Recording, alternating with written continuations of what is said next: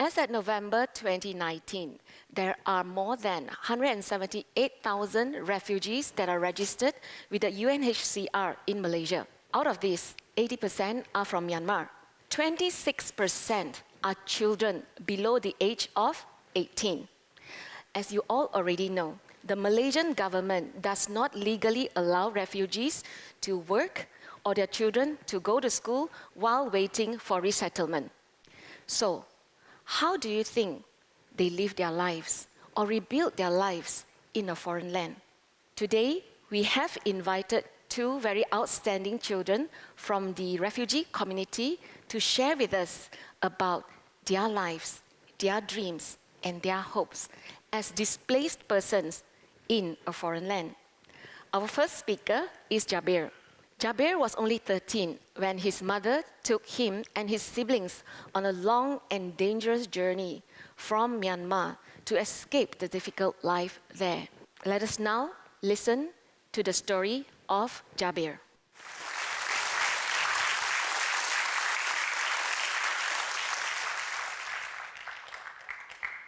Good afternoon, everyone. I'm Muhammad Jabir from Myanmar, originally Rohingya. I got two lives in Myanmar, one life in Malaysia, one life. I think most of the people know that Rohingya people cannot go to a school in Myanmar, cannot work. My father decided to come Malaysia to give us a better life. Once he settled down in Malaysia at Selayang, after a few years he wants us to bring from Myanmar, but he cannot afford to bring us because not enough money. My mom decided to leave the hometown to the Malaysia. Then my mom took one boat with other people who is coming to Malaysia. The boat took 300 people. If we want to sleep, we just lay on each other. Cannot sleep, no place enough. And we only get one meal and drinks like 200 milliliter per day. Then after 10 days, we arrived to the Thailand, one mountainous area. Then the boats drop us there. After 5 days, we start to walk the long, dangerous journey, very darkness from the mountains. Then we start to walk, the whole night we walk, the Thailand. Then we reach to the one of the point. We rest there for few hours, like 3 hours. Then night we start again to walk in the darkness. And I was very tired, and also I got younger brothers and sisters, and I need to carry them. And I feel very tired, and I was talking to my mom. Mom, I cannot walk anymore, and also I need to carry my youngest. How can I walk? And everyone crying, and me too. However, we continue walking. Then we reach one of the point again. Then we took food and we take rest for a few hours. Then one of the car came to take us. The car is just like Wira size, very small, but the car took 10 people.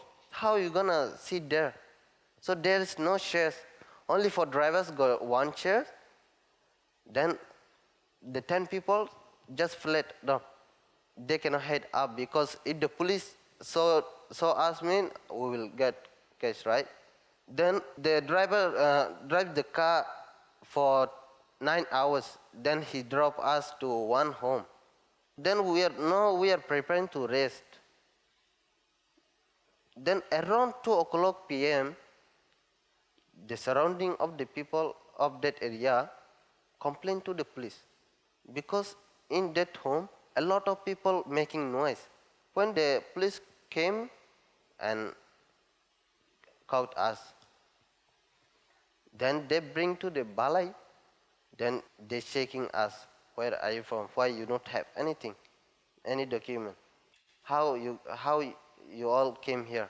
Then finally we settled that we are Rohingya refugee.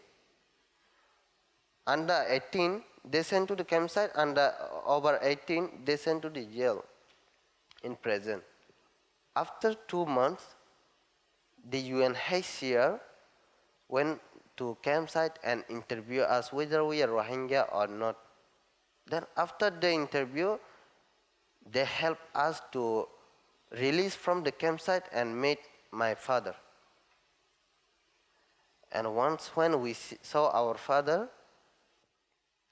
I was very sad because my father working hard here and he looked very old already. And I'm still young, I cannot help my father.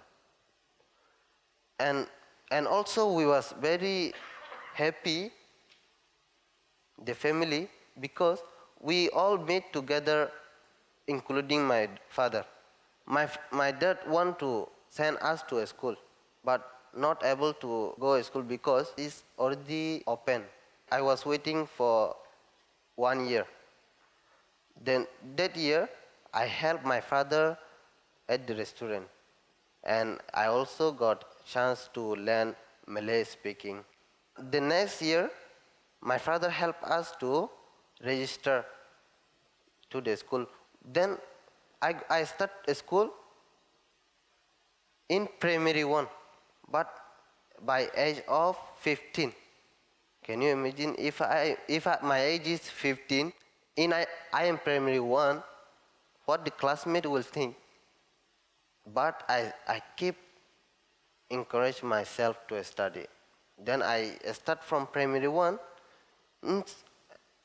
Then all the teachers came to me and talked to me. They are supporting me to study. Because I am not able to write, not able to read. I cannot do anything because I didn't study in Myanmar. I try my best. In semester 1 and semester 2, I finished primary 1. Then the teacher sent me to primary 2.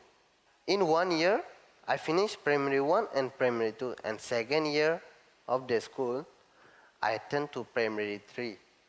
In 2017, I attend for primary 4. So now I'm able to read and can speak Malay, but not very well in English. And the teachers worrying about me because the coming year I cannot study anymore in primary school. I'm going to 17 years old. Then they send me to the English tuition class. Then once I study English tuition class, the teachers report to school teachers that I improved in English. Then the teachers was very happy on me that I'm trying my best, and also they are supporting me, encourage me. Then the teachers found a special program which is as said attend for advanced secondary employability training under diploma. So this level, very high level for me. Then when I go to class, what the teachers talking to me, I'm not able to understand to them. Because this high level subject, so I cannot understand at all. After semester 1, I failed all the subject, and the teachers came to me and talked to me, and I let them know all my situation and how I came here, what I studied before. Then after they understand me, they trying to help me. How can I improve? I am able to pass the second semester. I passed 3 subjects. Then the teachers keep support me, encourage me, and I support myself. I try my best. And third semester and fourth semester, I pass all the subjects.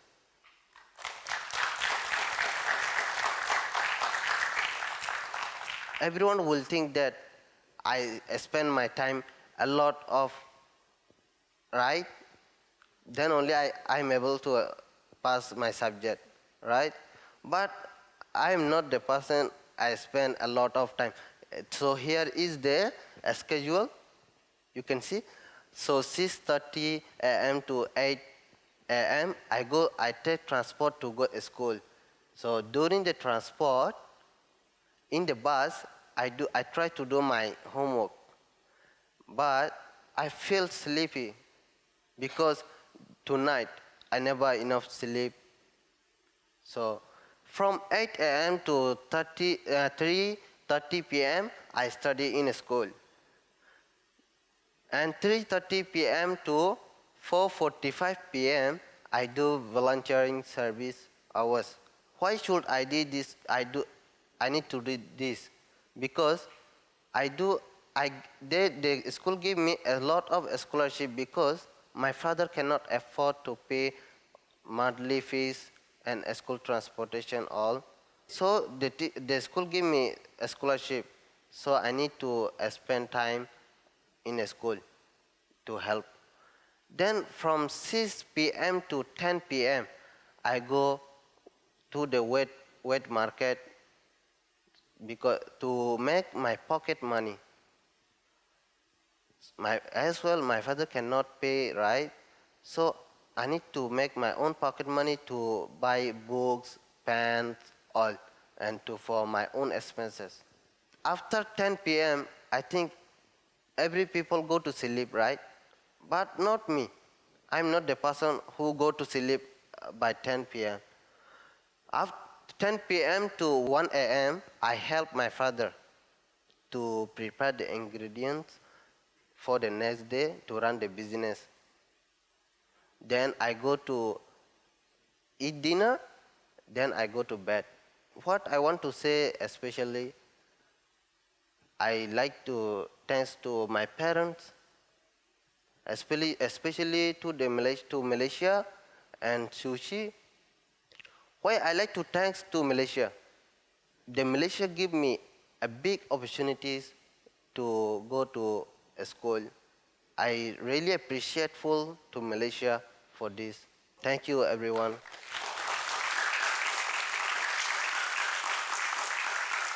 Thank you very much to Jabir for letting us have an insight into the lives of the refugee community, especially its children. And now we would like to move on to our next speaker.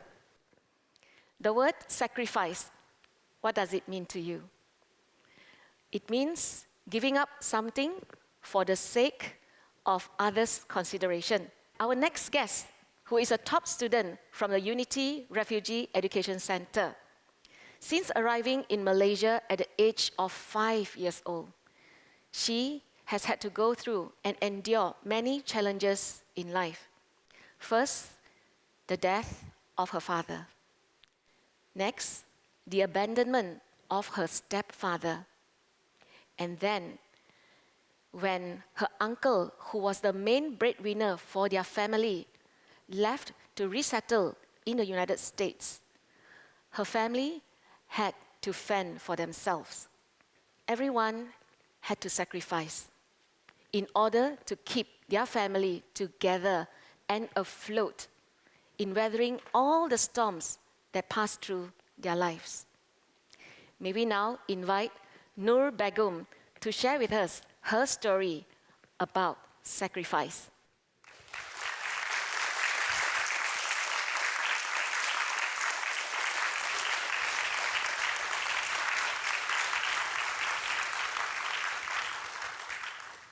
Selamat petang tuan-tuan dan puan-puan. Ini family saya. Saya mempunyai 5 orang adik-beradik. Okay. Ini gambar pakcik saya. Sebelum dia pergi ke US, dialah yang tanggung makan minum keluarga kami, so pemakaian keluarga kami. Lepas dia pergi ke US, mak saya terpaksa cari kerja untuk tanggung keluarga kami. Jadi sewaktu dia cari kerja, banyak kerja cari tapi tak dapat. Tapi finally dia jumpa satu kerja tapi dengan gaji yang murah. Macam gaji dia 800, sebab mak terdesak, mak pun terpaksa ambil kerja tu. Jadi lepas mak ambil kerja tu, mak kena bayar RM300 untuk sewa rumah, mak lagi 500 tu mak kena spend on adik-adik makan minum, bil api, bil air. Tapi yang the rest of the money tu mak mak ada untuk tanggung satu orang anak belajar je. Jadi mak saya decide waktu tu nak kasih anak paling besar belajar, which is my sister. Lepas tu kakak saya pun dia start pergi sekolah, dia start dengan primary. Masa dia belajar primary tu, dia selalu belajar macam hari-hari biasa, balik buat kerja sekolah. Lepas tu kalau malam-malam kalau dia buat kerja sekolah, saya selalu pergi kat dia. Macam dia belajar apa, dia bagi tahu kat saya. Saya pun ikut belajar dengan dia. Macam saya boleh catch up lah cepat-cepat. Kadang-kadang masa dia buat revision, dia lupa. Saya tengah duduk situ, saya sendiri ajar dia balik. So kakak saya cakap, saya ni ada potential untuk dalam pembelajaran. Jadi kakak saya dia nak sacrifice dia punya peluang. Dia nak bagi saya opportunity untuk belajar. Lepas tu saya grab opportunity tu untuk belajar. Walaupun kalau saya jadi dia, saya takkan buat macam tu. Saya nak future saya lagi brighter. Tapi untuk adik-adik, dia sanggup sacrifice dia punya peluang, dia punya opportunity untuk belajar.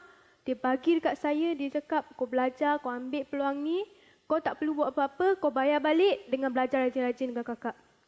So kakak saya, sebab mak saya pergi kerja, kakak saya dia jaga 2 orang adik-beradik saya.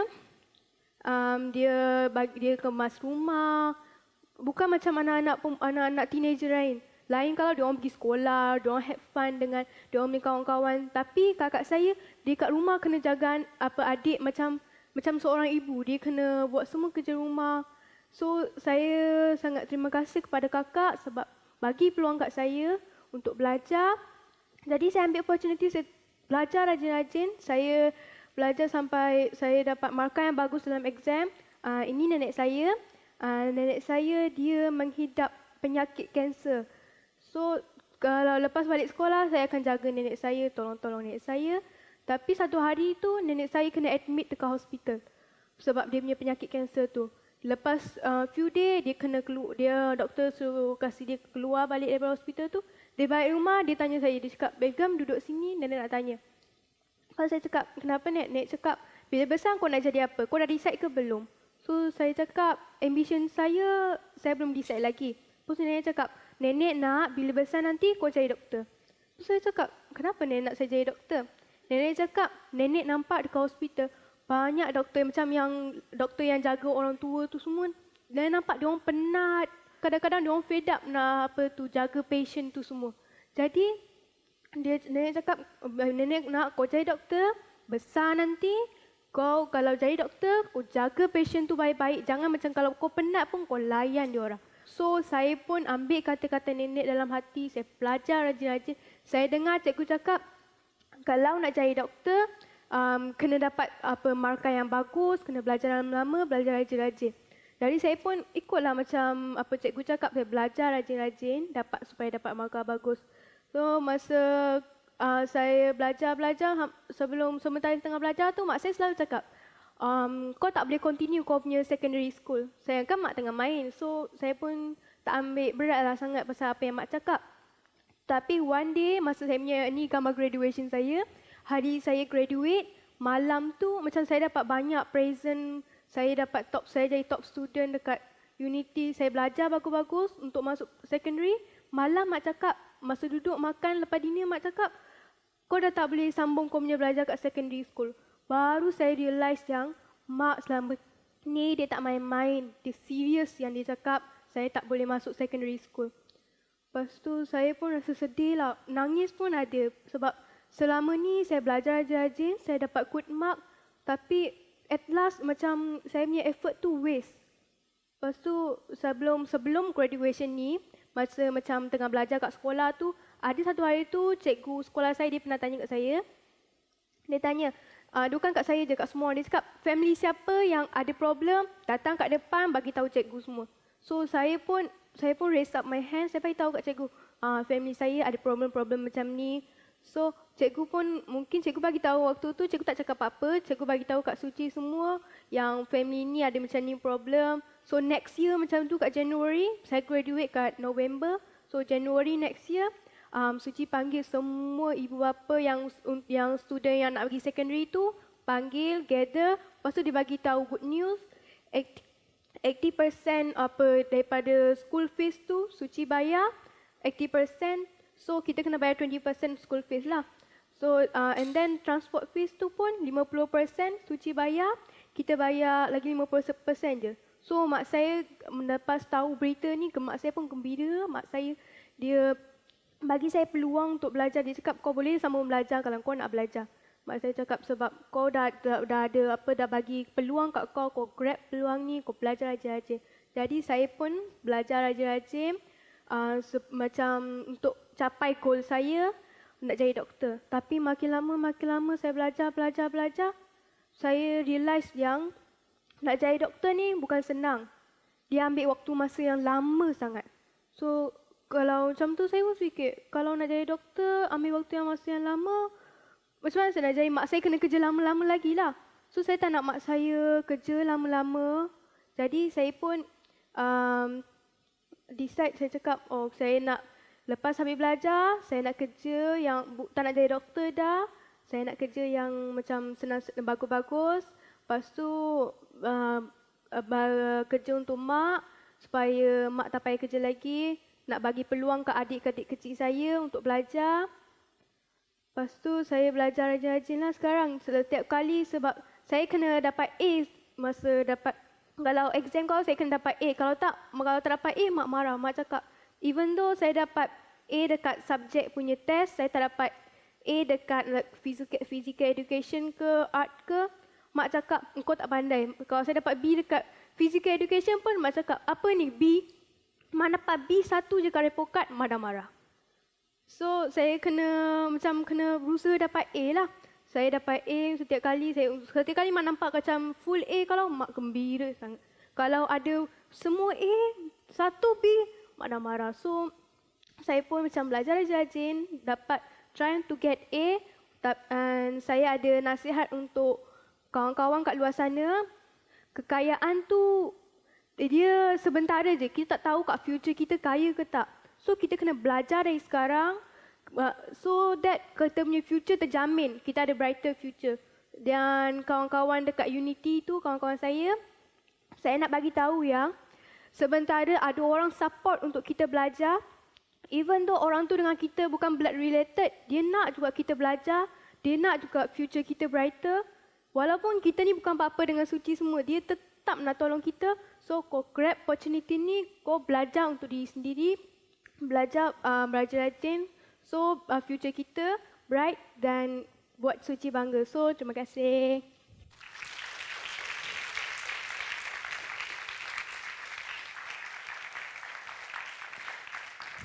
Thank you very much to Jabir and Nur Begum.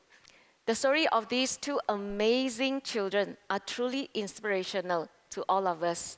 Although Tzu Chi and other NGOs are doing the little that we can to help these children, we hope that they will maintain their fighting spirit and their determination to continue learning as they step out into the society next time.